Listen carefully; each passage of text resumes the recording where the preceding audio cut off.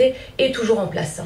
Alors Laurent Vibert, on voit ces images qui pour l'instant sont des images en direct de ce quartier de l'Est de Londres. Impossible de comprendre ce qui est en train de se passer. Mais on le sait, la police lance généralement des opérations tous azimuts lorsqu'elle commence l'identification des assaillants.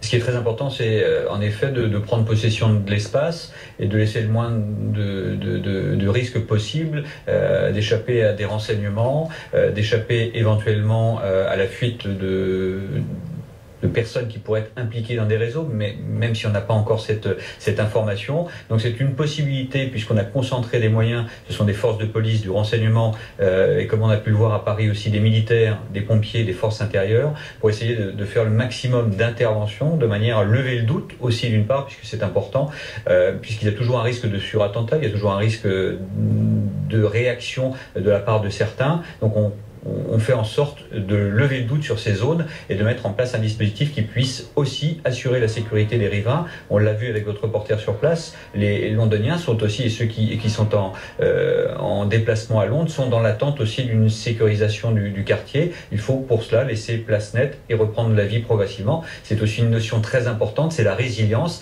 Demander à la population de reprendre un comportement normal, mais tout en restant aussi actif et proactif. Je rappelle, c'est une partie aussi de la loi française.